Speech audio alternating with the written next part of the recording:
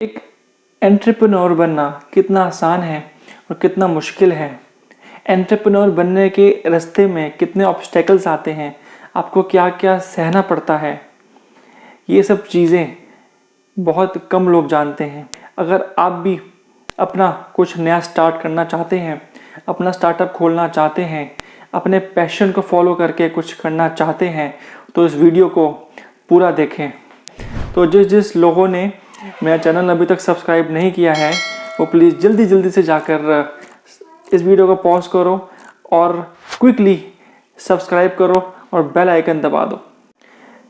तो चलिए जल्दी से इस वीडियो को शुरू करते हैं। मैं आपको 6 क्वालिटीज़ बताऊंगा जो कि एक एंटरप्रेन्योर में होनी चाहिए। क्वालिटीज़ के ही या पर्सनैलिटी ट्रेट्स के ही या मेंटल एबिलिटी के ही। बहुत सारे लोग जो कि ऑफलाइन जिनको अच्छा रिस्पांस नहीं मिला, जो कि ऑफलाइन बिजनेसेस हैं, वो सारे ऑनलाइन आ गए हैं। और आप यकीन नहीं मानेंगे, मेरे पास 150 से लेकर 200 तक फ्रेंड रिक्वेस्ट आई हैं इस लॉकडाउन पीरियड में, जो कि कहने को एंटरप्रेन्योर हैं। सिर्फ एंटरप्रेन्योर नाम उनका लिखा हुआ है, मतलब नाम के आगे एंटरप्रेन्योर, जैसे कि सपोज ABC नाम है तो ABC प्रेन्योर। तो दोस्तों मैं बताना चाहूँगा, सिर्फ नाम के आगे एंटरप्रेन्योर लगाने से आप एंटरप्रेन्योर नहीं बन जाएंगे। एंटरप्रेन्योर बनने के लिए बहुत कुछ खोना पड़ता है, पाने के लिए बहुत कुछ खोना पड़ता है। इनिशियली आपको खोना पड़ेगा, यस। अगर बाद में आपको फ्रूट चाहिए तो इनिशियली आपको मेहनत करनी पड़ेगी, आपको अपने एफर्ट डालने पड़ेंगे। एंटरप्रेन्योर बनना आज की डेट में 2020 में जितना आसान है उतना ही मुश्किल है। तो आइए जानते हैं वो क्या ट्रेड्स हैं जो कि आपको एक अच्छा, सच्चा और बढ़िया एंटरप्रेन्योर बना सकता है। फर्स्ट क्वालिटी है सेक्रीफाइस। जिसके पास सेक्रीफाइस की क्वालिटी है वो कहीं ना कहीं बाकी लोगों से आगे है आज की डेट में। Sacrifice means not only sacrifice of your time, sacrifice means mentally और फिजिकली आपको सेक्रीफाइस करना पड़ेगा।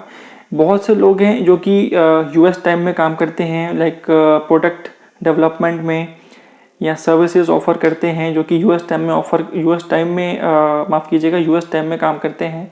तो उनको बहुत कुछ सेक्रीफाइस करना पड़ता है, अपना टाइम, फैमिली, अपना खाना भी करना पड़ता है, अपनी नींद भी सेक्रीफाइस करनी पड़ सकती है। Sacrifice is the first thing that one should have to be a successful entrepreneur in his life. Second quality है मेरे हिसाब से थिंक डिफरेंटली। जो कि बाकी लोगों से अलग सोच सकता है, जिसमें ये क्षमता है, वो कहीं ना कहीं 2 कदम आगे है एक नॉर्मल इंसान से जो कि सिर्फ सोच रहा है एंटरप्रेन्योर बनने के लिए। लाइक एंटरप्रेन्योर बनने के लिए आपको हर तरफ से सोचना पड़ेगा। लाइक सपोज एक बॉक्स है, अगर एक वर्कर होता है, एक एम्प्लॉई है या एक फ्रीलांसर है जो कि सिर्फ एक साइड व्यू देखेगा, सिर्फ एक साइड देखेगी कि हाँ मुझे इतना काम करना है, मुझे ये काम डिलीवर करना है, मेरा काम ये है, तो ये काम मुझे एंड ऑफ द डे तक या एंड ऑफ द वीक तक या एंड ऑफ द मंथ तक मुझे डिलीवर करना है और ये मेरा टारगेट है, मुझे ये टारगेट अचीव करना है।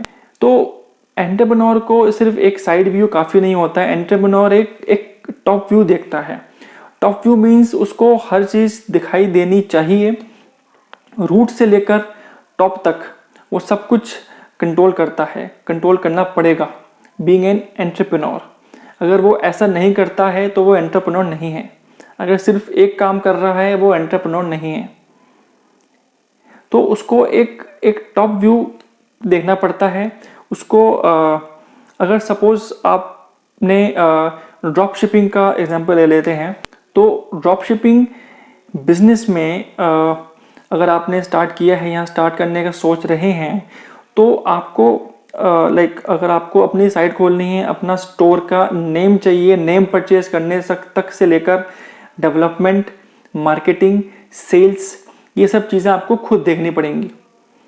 ओके, और आपको इन्वेस्टमेंट के बारे में भी सोचना पड़ेगा। तो स्टार्ट टू एंड पूरा सब कुछ कंट्रोल एंटरप्रेन्योर के हाथ में होगा। सब कुछ जो दारोमदार है, सब कुछ प्लानिंग है, वो सारी एंटरप्रेन्योर की होगी। एग्जीक्यूशन भी एंटरप्रेन्योर का होगा। हालांकि आप ये सारे काम मार्केटिंग, सेल्स और डेवलपमेंट डेलीगेट कर सकते हैं, आउटसोर्स कर सकते हैं। साइट्स बहुत सारी हैं जिससे आप जैसे कि फ्रीलांसर्स हैं, उनसे आप करवा सकते हैं काम, बट स्टिल ओनरशिप आपकी ही रहेगी स्टार्ट टू एंड तक। नेक्स्ट पॉइंट आता है risk taking capacity. Risk taking capacity हर किसी के बस की बात नहीं है, इसलिए एंटरप्रेन्योर मोस्टली ऐसी फैमिली से आते हैं जो कि बहुत ज़्यादा स्टेबल है, जिनकी फैमिली स्टेबल है, मेंटली, फाइनेंशियली, ये सब चीज़ें स्टेबल होनी चाहिए आपकी लाइफ में। अगर रिस्क नहीं लोगे आप तो कंपटीशन में आगे नहीं बढ़ पाओगे। रिस्क आपको बहुत चीज़ों पे लेना पड़ेगा, मेंटली, फिजिकली एंड फाइनेंशियली। हर चीज़ पे आपको एक कहीं ना कहीं रिस्क लेना पड़ेगा, क्योंकि आपको सपोज आपको कुछ नया स्टार्ट करना है, आपको एक प्रोडक्ट आपके माइंड में आया है कि ये प्रोडक्ट ऐप आपको डेवलप करनी है, तो सोचने की बजाय आप सीधे एक्शन लीजिए। So that is a risk. ये रिस्क आपको कहीं ना कहीं लाइक 10 में से 9 लोग जो कि होते हैं वो स्टार्ट करने में देरी करते हैं, और जिसने स्टार्ट किया वो आगे बढ़ जाता है। तो अगर एक ऐप डेवलप कर रहे हैं तो आप उसको सीधा स्टार्ट कीजिए। तो दैट इज़ द रिस्क। वो रिस्क आपका कवर तब होगा जब आप फेल होगे। यस, फेल हो गए तो ये रिस्क कवर हो गया। कैसे? अगर फेल हो गए तो आपको सीख मिलेगी, आपको अपनी गलतियों से सीखने का मौका मिलेगा, आपको पता लगेगा कि आप कहाँ गलत थे।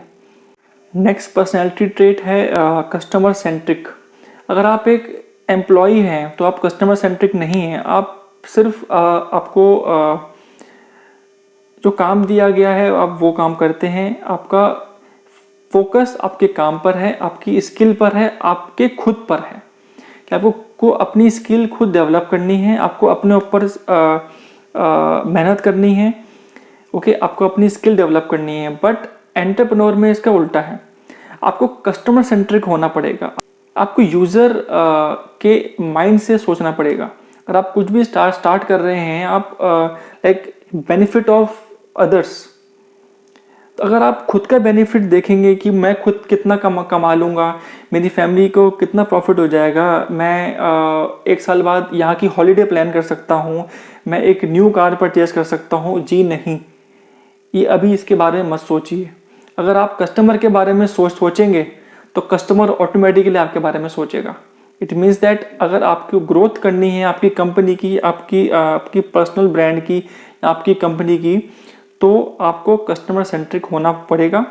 और अगर आपको खुद के बारे में सोचना है, अपनी फैमिली के बारे में सोचना है, तो प्लीज़ आप जॉब करिए। आप एज एन एम्प्लॉय भी बहुत अच्छा अपना आपको स्टैंड कर सकते हैं, बहुत अच्छा अपना आपको ग्रो कर सकते हैं।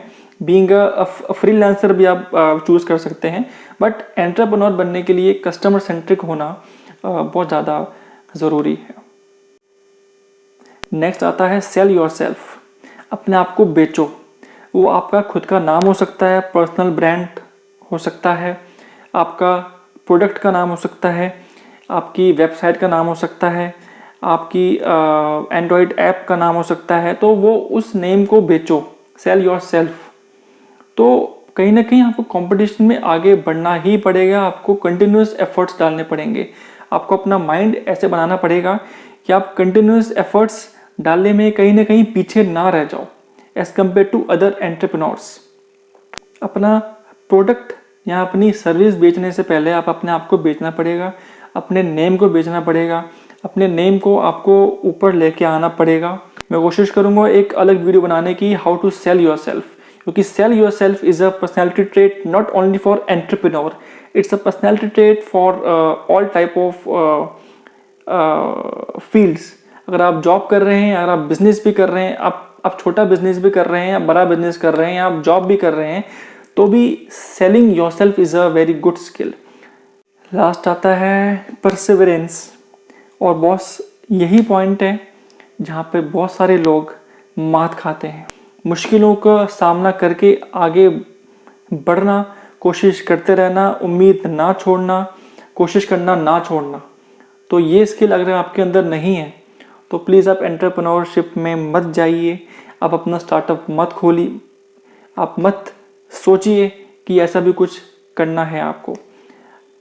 आप ये सोचिए कि सपोज़ आपको कहीं जाना है तो उसका एड्रेस आपके पास है नहीं, तो अगर आपको वो जगह ना मिले, आपको वो एड्रेस ना मिले, तो ऐसा तो नहीं कि आप छोड़ के वापस आ जाओगे अपने घर। आपने जो टाइम लगाया है जाने आने में वो तो वेस्ट हो गया। आप वापस तो नहीं आओगे, आप एड्रेस को ढूंढोगे, किसी से पूछोगे, किसी की हेल्प लोगे। तो ऐसा ही एंटरप्रेन्योरशिप है। आपको अगर जहाँ जाना है, अगर आपको नहीं पता है कहाँ जाना है, तो आप पूछिए, लोगों से पूछिए। आप लोगों से पूछ सकते हैं जो कि इसी फील्ड में आगे बढ़े हैं। आप बुक्स रीड कीजिए, आप वीडियोस देखिए अपनी फील्ड के। अगर आपको ड्रॉप शिपिंग बढ़ना है तो ड्रॉप शिपिंग में आगे बढ़िए, आपको मार्केटिंग में आगे बढ़ना है तो मार्केटिंग में आगे बढ़िए। अगर आपको एक ऐप डेवलप करनी है, आप पहले डिसाइड कीजिए कि आपको कौन सी ऐप डेवलप करनी है, किस आपका क्या इंटरेस्ट है, क्या वो आपका इंटरेस्ट आपके पैशन से लिंक है कि नहीं है, और उस ऐप से बनेगी कैसे वो ऐप, उसको डेवलप कैसे किया जाए, सबसे चीप मेथड क्या है ऐप को डेवलप करने का, क्या फ्री में ऐप डेवलप कर सकते हैं नहीं कर सकते। थोड़ा सा आप ये रिसर्च कीजिए, रिसर्च एंड डेवलपमेंट में थोड़ा सा टाइम स्पेंड कीजिए, लेकिन हार कभी मत मानिए। कुछ लोग होते हैं, कुछ लोगों को ओवरनाइट सक्सेस मिल जाती है, कुछ लोग लकी होते हैं, बट कुछ लोग होते हैं जिनको साल लग जाते हैं। जी हाँ, बहुत लोगों को साल भी लग जाते हैं, बट अगर वो बंदा छोड़ेगा नहीं, वो बंदा उम्मीद नहीं छोड़ेगा, वो बंदा कोशिश करता रहेगा, तो आप अपनी मंजिल तक बिल्कुल पहुँचेंगे। मैं हमेशा कोशिश करता हूँ कि ऐसा कंटेंट लेके आऊँ आपके सामने जो कि आपको वैल्यू दे, आपको फाइनेंशियली और आपको मेंटली भी स्ट्रांग बनाए। आपकी बेसिकली सेल्फ डेवलपमेंट मेरा रोल है कि आपको अपनी डेवलपमेंट आपके हाथ में है, आपको खुद करनी चाहिए। अगले वीडियो में बहुत जल्दी मुलाकात होगी, और जिस किसी ने सब्सक्राइब नहीं किया है वो प्लीज़ सब्सक्राइब कर लीजिए, क्योंकि ऐसा कंटेंट मैं कोशिश करूँगा और बनाता रहूँगा आपसे लिंक, आपकी पर्सनल लाइफ से, आपके करियर से, आपकी मेंटल लाइफ से लिंक। बहुत चीज़ें हैं जिसके लिए आपको हेल्प की ज़रूरत पड़ेगी, और यहाँ मैं हूँ आपकी हेल्प करने के लिए।